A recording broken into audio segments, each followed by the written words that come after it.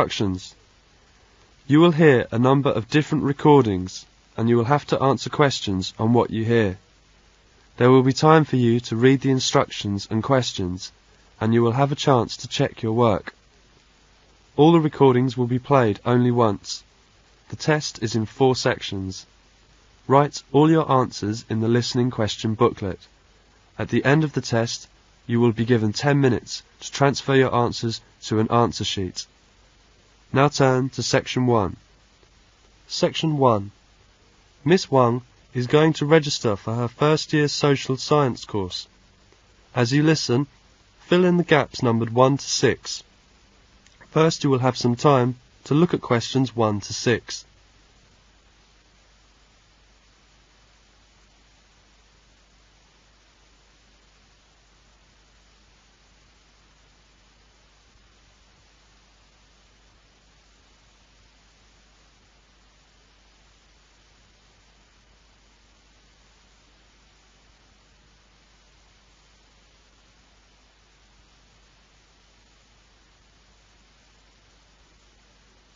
Now listen carefully and answer questions 1 to 6. Good morning. I'm here to register for the first year social science course. I'll just have to fill out this form for our records. What's your name? It's Wang Pearl. Excuse me? Is Pearl your last name? No, it's my first name. My family name is Wang. Can you spell that? Sure. Pearl, P-E-A-R-L. Wang is spelled W-A-N-G. Okay, Pearl Wang. What's your address? It's 4,832 Kent Road. Can you please repeat that? Kent, K-E-N-T, 4,832 Kent Road, flat number 301. All right. And your telephone number? I haven't got the phone on yet. I'm still looking for an accommodation, which should be somewhere near the school.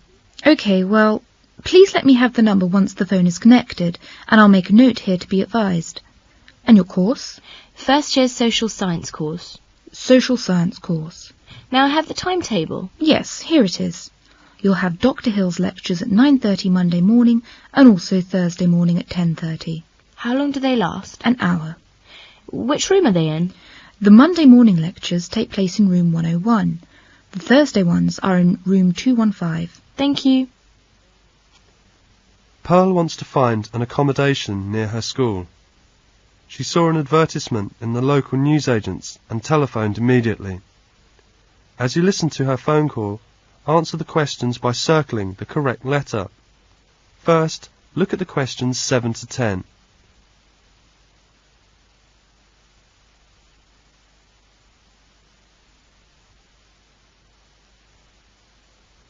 Now listen to the phone call and answer questions 7 to 10. 467931. Sue Jones speaking. Oh, hello. My name is Pearl Wang. I'm ringing about the flat. Oh, yes. You saw my ad in the newsagent's window, did you? That's right. Could you tell me something about the flat? Well, this is a 2-bedroom flat. 1 big room and 1 a bit smaller. But it's quite nice. The rent is more than I could afford, so I've decided to find someone to share the flat with me. Oh, I see. May I have my own bathroom? Yes, there are 2 bathrooms. There's quite a big sitting room and a kitchen. The flat is an upstairs flat, on the top floor of the house. You know the landlady lives downstairs. And the central heating, is there? Yes, gas central heating. What about the rent? How much is it exactly? Well, I pay £90 a week. £90? Yes, but I thought I would pay £50 and ask the other person to pay £40 because, I've got the big bedroom. That seems only fair. I suppose so. What do you do? Work at the Globe Travel Agency. I'm from Australia and came here 3 months ago. What about you? What do you do? I'm studying, actually, at the Polytechnic, Social Science. I'm from China. Sounds interesting. Look, why don't you come round and see the flat? Then you can make up your own mind. It's better than trying to talk about it over the phone. Yes. May I come round and see it in the afternoon? Well, actually, it's a bit difficult for me this afternoon. I've got to go out. How about this evening? At about 7 o'clock? Yes, 7 would be fine for me. What's the address? 27 Park Road. Oh, I know Park Road. It's quite near where I study. See you tonight. Goodbye. Bye. That is the end of section 1. Now you will have half a minute to check your answers.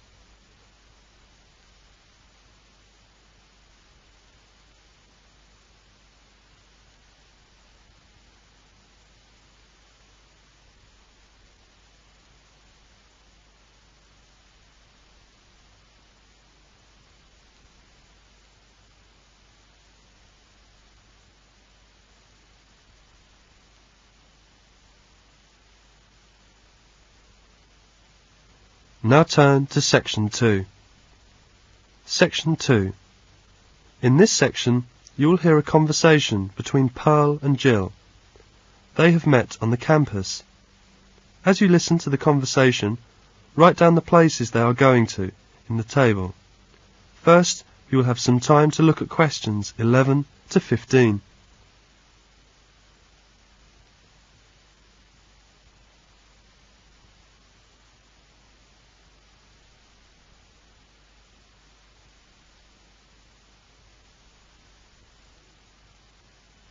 Now listen to the conversation and answer questions 11 to 15.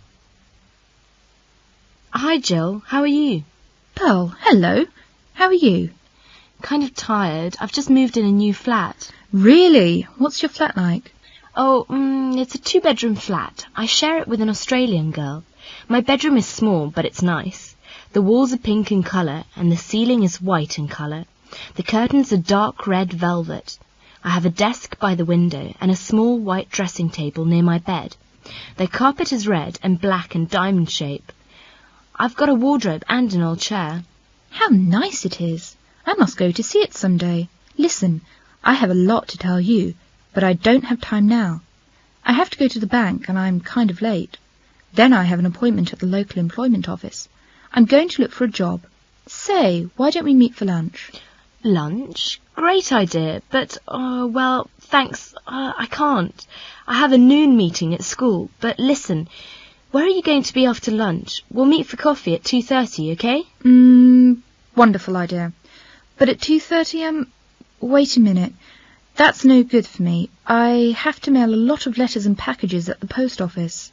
And then I'm going to the Department of Motor Vehicles. I need a new driver's license.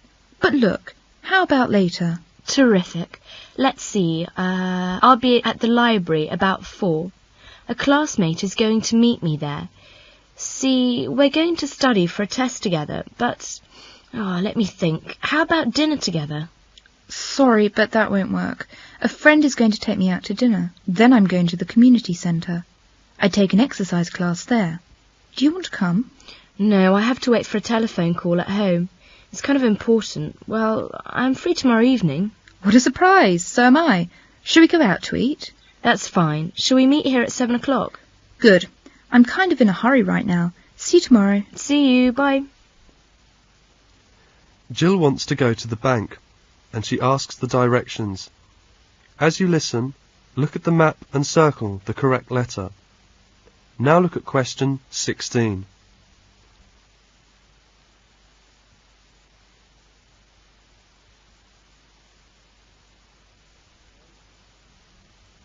Now listen carefully and answer question 16.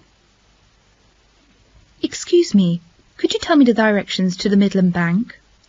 Yes, it's a little bit of a drive from here. It will take you about 10 minutes.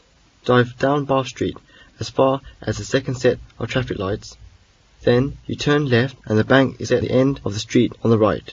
In fact, it's on the corner of Oak Street and Polar Street. I see. Drive down Bath Street, turn left at the second traffic lights into Oak Street, and the bank is at the end of Oak Street on the right. That's it. You can't miss it. Fine, thank you. You're welcome. Jill goes to the bank and the post office. As you listen, look at the statements and write T if the statement is true and F if the statement is false. First, you will have some time to look at questions 17 to 19.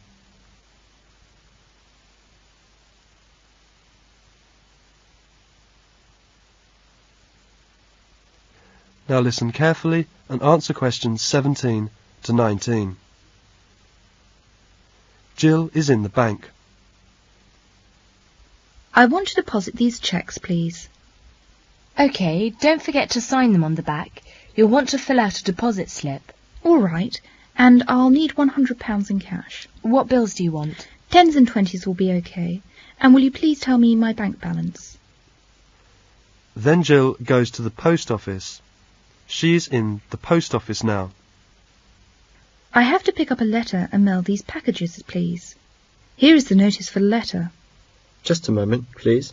I'll get it. Here you are. I'm going to need to see some identification. And will you sign this form, please? Uh-huh. And are you going to certify these packages? Would you like to register them? Will you insure them? Will you explain that, please? Well, the receiver will have to sign for registered mail, and you can ask for a return receipt. That means we will send you a notice of delivery. OK, I want to register them and insure them too. In the evening, Pearl and Jill are having dinner in a restaurant. As you listen, tick the boxes of the food Jill and Pearl have ordered. Now you will have some time to look at question 20.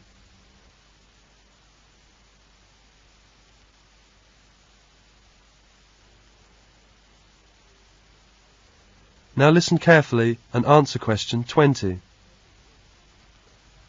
Can I take your order, please? Just a minute. Can you help me? It says chili here on the menu. Oh, chili. It's a kind of soup with beans and meat. I see. Pearl, would you like to have some soup? No, I don't want that. How about a steak and potatoes? All right, 2 steaks and potatoes. 2 steaks and potatoes. How would you like your steak? What do you mean? How do you want your steak? Well done, medium, or rare? Oh, please cook it well. Yes, well done. OK. What kind of potatoes? Baked or French fries? Baked, please. 2 baked potatoes. How about an order of vegetables with that? Carrots, beans, or salad? 2 salads, please. Anything to drink? What do you want, Pearl? Milk, coffee or tea? I prefer tea. How about you? Coffee for me, please. OK, 1 coffee and 1 tea. Do you want some dessert? How about ice creams, Pearl? That's my favourite. All right, 2 ice creams. Anything else? No, that's all. That is the end of section 2. Now you will have half a minute to check your answers.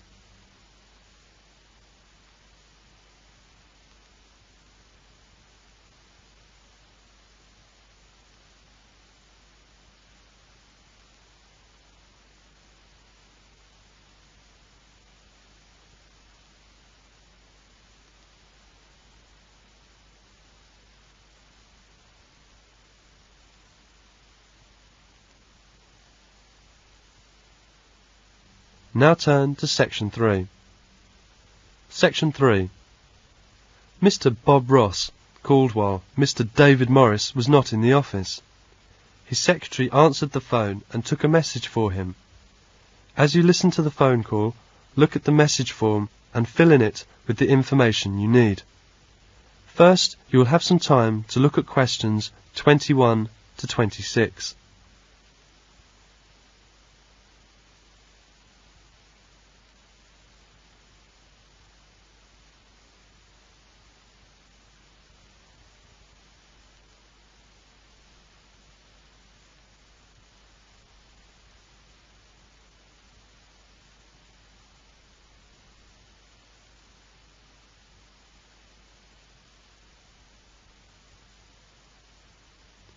Now listen carefully and answer questions 21 to 26. Mr. Morris's office. Good afternoon. Good afternoon. May I speak to Mr. Morris? I'm afraid he's not in at the moment. Who's calling? This is Bob Ross of the Sales Association speaking. Sorry, I didn't catch your name. Bob Ross, R-O-S-S. Do you have any idea what time he'll be back? No, I don't, Mr. Ross. Would you like to leave a message? Yes. Will you tell Mr. Morris that I talked with Bill Smith in London this morning? Bill Smith? That's right. Bill told me that they are planning to have a sales meeting in Birmingham on the 12th, 13th and 14th of May. Yes, I have that. Birmingham, May the 12th, 13th and 14th.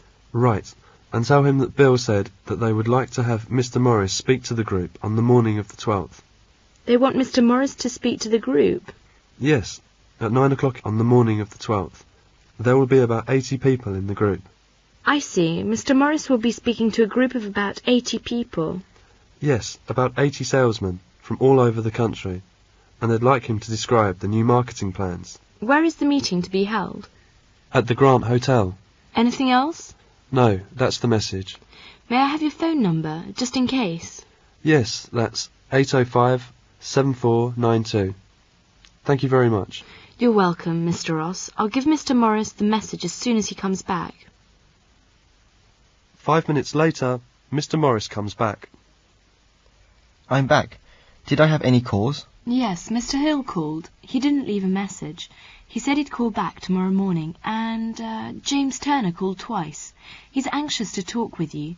He'd like you to call him as soon as you can. Did he leave a number? Yes, here it is. And Mr. Ross called just a few minutes ago.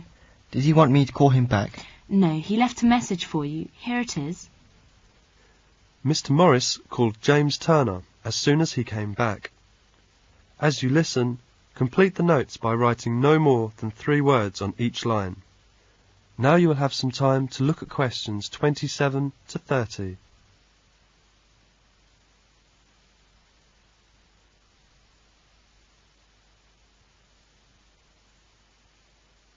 Now listen carefully and answer questions 27 to 30.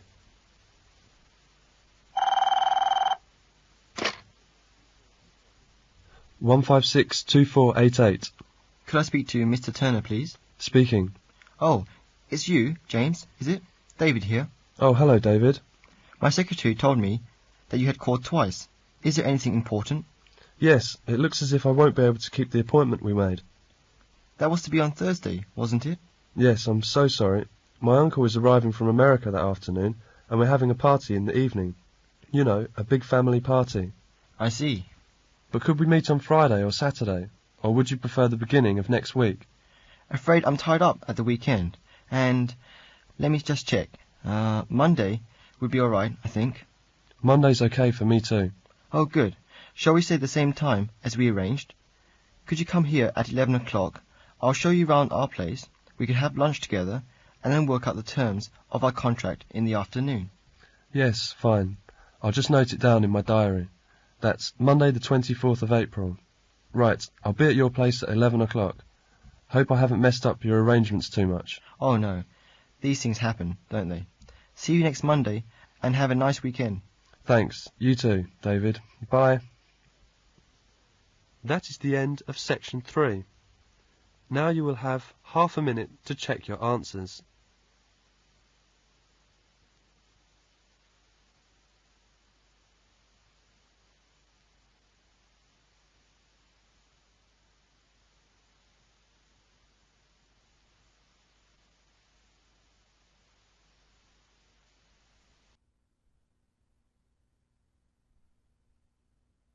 Section 4.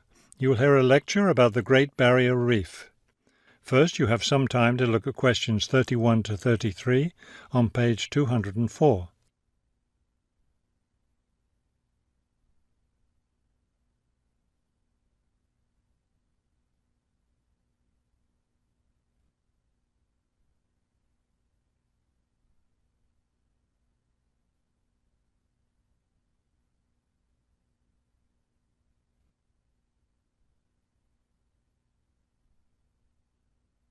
Now listen carefully and answer questions 31 to 33. Despite its name, the Great Barrier Reef isn't just one large coral reef. Rather, it's a system of coral reefs that stretches along the east coast of Australia, covering an area of around 300,000 square kilometres. The Great Barrier Reef is composed of approximately 3,000 individual reefs, which range in size from 1 hectare to more than 10,000 hectares each. In addition, around 600 islands are scattered throughout the area, particularly at the northern and southern ends. The reefs themselves are composed of over 400 different kinds of coral, the largest variety of corals found anywhere in the world. Before you hear the rest of the talk, you have some time to look at questions 34 to 40 on page 205.